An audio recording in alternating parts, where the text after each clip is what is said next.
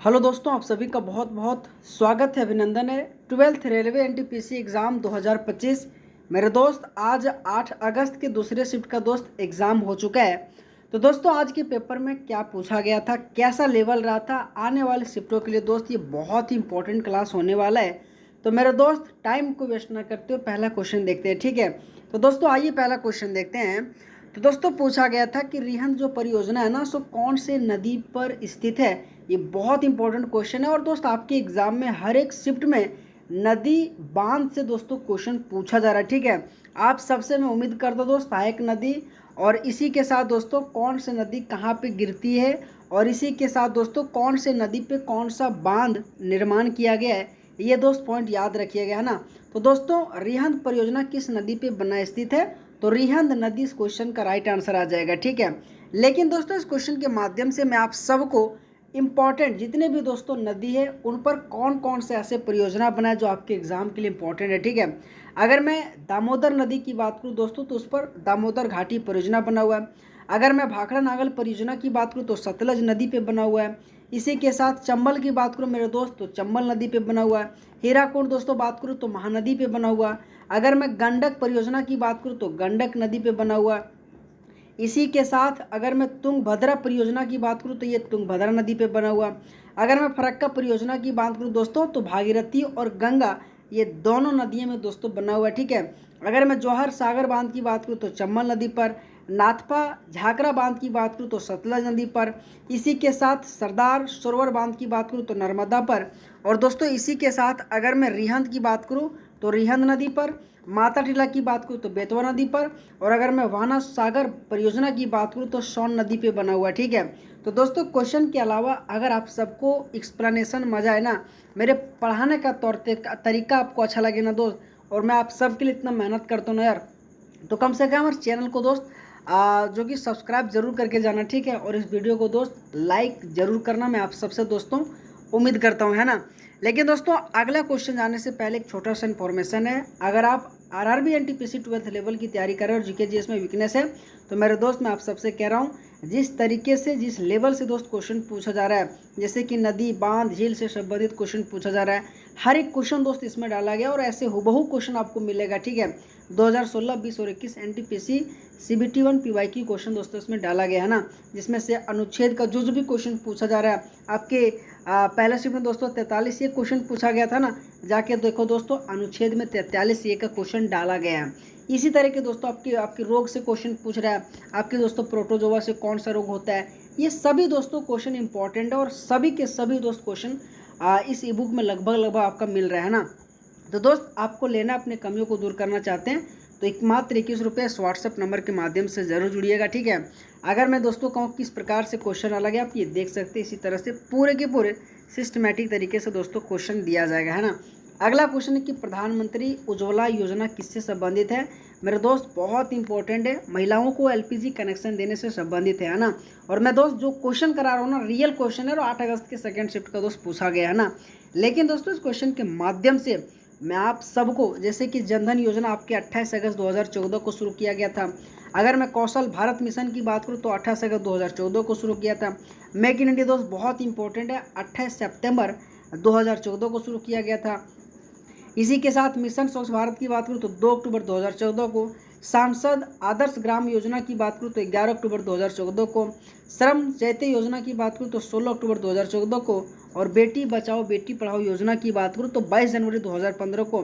तो ये सभी योजनाएं दोस्तों आप सबको याद रखनी है। और मैं पुनः कहता हूँ यार, प्रधानमंत्री से संबंधित 2014-15 योजना आप सबके दोस्त फिंगर टिप्स पे याद होनी चाहिए, क्योंकि हमेशा आपके एग्जाम में क्वेश्चन पूछा जाता है ना। अगर मैं अगला क्वेश्चन की बात करूँ मेरे दोस्त की विधवा पुनर्विवाह जो अधिनियम है ना उनका समर्थन किसने किया था, ये भी दोस्त मोस्ट इंपॉर्टेंट क्वेश्चन है। और ये दोस्त आप यूँ नहीं कह सकते कि बहुत हार्ड है ना, बहुत इजी क्वेश्चन पूछा जा रहा है ना। तो ईश्वर चंद्र विद्यासागर, आर्य समाज, विष्णु शास्त्री पंडित और वीर सलिंगम पंतुलु जो इस क्वेश्चन का राइट आंसर आ जाएगा। और इन सभी ने दोस्तों विधवा पुनर्विवाह अधिनियम का दोस्तों समर्थन किया था। मैं आप सबसे दोस्तों एक क्वेश्चन दे रहा हूँ, ठीक है, कि विधवा पुनर्विवाह अधिनियम कब आया था। दोस्त आप सबको कमेंट बॉक्स में करना है, ठीक है।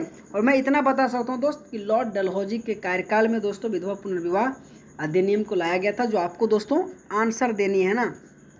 अगला अगर मैं क्वेश्चन की बात करूँ कि MS पावरपॉइंट 365 में नई स्लाइड बनाने के लिए किस विधि का उपयोग नहीं किया जाता है। दोस्त ये बहुत इंपॉर्टेंट है, Ctrl+N इस क्वेश्चन का राइट आंसर आ जाएगा। दोस्तों 21 रुपये में आपको 21 टॉपिक दे रहा हूँ ना, उसमें कंप्यूटर से संबंधित क्वेश्चन डाला गया, उसमें से दोस्त आपके शॉर्टकट से संबंधित, फुल फॉर्म से संबंधित, मतलब हर एक टॉपिक दोस्तों जो आपके एग्जाम के लिए इंपॉर्टेंट है ना यार, बहुत अच्छे तरीके से हर एक सब्जेक्ट दोस्त चुन चुन कर लाया गया। ठीक है, जो आपके एग्जाम में क्वेश्चन पूछा गया, आने वाले शिफ्टों में दोस्त क्वेश्चन पूछा जाएगा, तो दोस्त बहुत अच्छे तरीके से बनाया गया। अगर आपके एग्जाम के लिए दोस्त थोड़ा भी अगर आप कमी आए ना दोस्त, जाके एक बार लेके रिवीजन कर लेना, अभी भी आपके पास दोस्त बहुत टाइम है। ठीक है, लेकिन दोस्त आइए कुछ इंपॉर्टेंट शॉर्टकट में रिवीजन कराने वाला हूँ। ठीक है, Ctrl+C कॉपी करने के लिए, Ctrl+X कट करने के लिए, Ctrl+V पेस्ट करने के लिए, Ctrl+Z अंडू करने के लिए, Ctrl+C सभी को चेंज करने के लिए, Ctrl+S सेव करने के लिए, Ctrl+P प्रिंट करने के लिए और Ctrl+F खोज करने के लिए, ये सभी के सभी दोस्त शॉर्टकट याद रखनी है। इनसे बाहर दोस्तों आपके एग्जाम में क्वेश्चन नहीं पूछा जाएगा।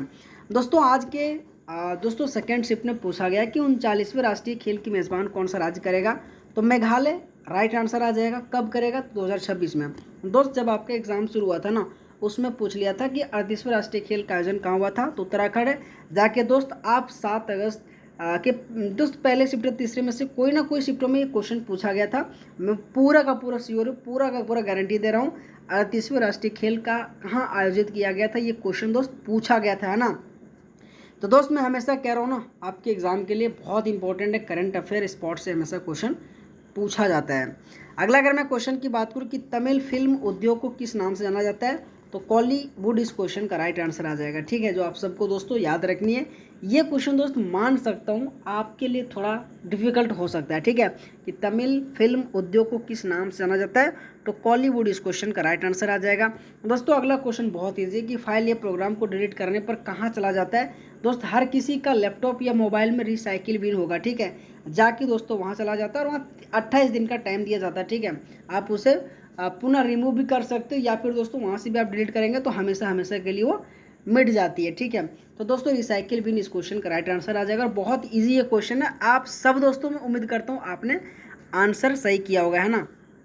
अगला क्वेश्चन है कि लेगुन का निर्माण कैसे होता है, तो नदी के मुहाने पर जमा होने के कारण से लेगुन का निर्माण होता है, जो आप सबको दोस्तों ध्यान देनी है। ठीक है, मैं पुनः कह रहा हूँ, नदी से संबंधित एक क्वेश्चन दोस्त पूछा जा रहा है। दोस्त अगला क्वेश्चन है कि बनारस आंदोलन कहाँ हुआ था, तो दोस्त बनारस जो कि अब वाराणसी के नाम से जाना जाता है।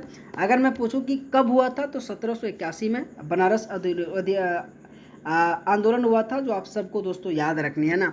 अगला क्वेश्चन है दोस्तों कि कौन डेटा को अस्थायी रूप से स्टोर नहीं करती है, तो दोस्त रैम आ जाएगा, रैंडम एक्सेस मेमोरी इसका फुल फॉर्म आ जाएगा। ठीक है, हमेशा दोस्तों आपके एग्जाम में कंप्यूटर से संबंधित फुल फॉर्म पूछा जाता है। ठीक है, लेकिन दोस्तों मैं इसी मद्देनजर रखते हुए जितने भी इंपॉर्टेंट फुल फॉर्म जो आपके अब तक एनटीपीसी में दोस्त पूछा गया, मैं आपको पूरा रिवीजन कराने वाला हूँ। ठीक है, अगर मैं एलयू की बात करूँ तो अरिथमेटिक लॉजिक यूनिट, अगर मैं एटीएम की बात करूँ तो ऑटोमेटेड टेलर मशीन, इसी के साथ ASCII की बात करूँ दोस्त बहुत इंपॉर्टेंट है, कई बार आपके एनटीपीसी CBT 1 में पूछा गया है, American standard code for information interchange इस क्वेश्चन का राइट आंसर आ जाएगा। ठीक है, BIOS की बात करूँ तो बेसिक इनपुट आउटपुट सिस्टम आ जाएगा।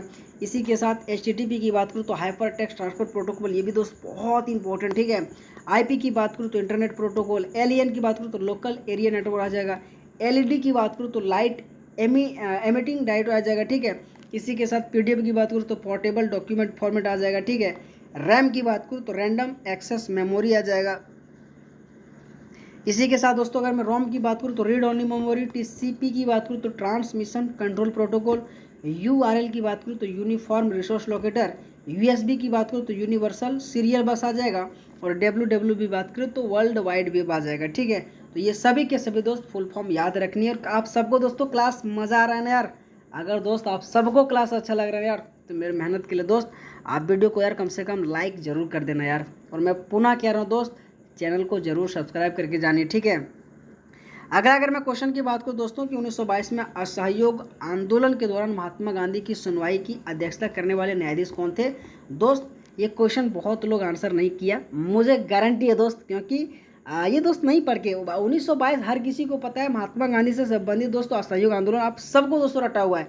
लेकिन यहाँ दोस्त क्वेश्चन घुमा लिया था कि महात्मा गांधी की सुनवाई के लिए दोस्त कौन से ऐसे न्यायाधीश दोस्तों अध्यक्षता किया था, तो जस्टिस CN ब्रूमफील्ड आ जाएगा, ठीक है, जो आप सबको दोस्तों याद रखने, ठीक है। असहयोग आंदोलन के दौरान हजारों भारतीयों को जेल में डाल दिया गया था, जो मार्च 1922 में महादी को गिरफ्तार कर लिया था और उन पर देशद्रोह का आरोप लगाया था, ठीक है। दोस्त आप सबको अगर क्लास अच्छा लगा तो लाइक सब्सक्राइब जरूर करिएगा। 21 रुपये 21 टॉपिक दोस्त आप सबके लिए बहुत अच्छा ये कंटेंट है। अगर आपको लेना दोस्त तो कुछ नहीं करो यार, इस व्हाट्सअप नंबर के माध्यम से जरूर जुड़े, ठीक है दोस्त। आप ये देख सकते हैं, इसी तरह से बहुत अच्छे अच्छे कंटेंट दिया गया, ठीक है। तो ऑल द बेस्ट आप सबका, थैंक यू सो मच मेरे दोस्त, बहुत बहुत धन्यवाद, ठीक है।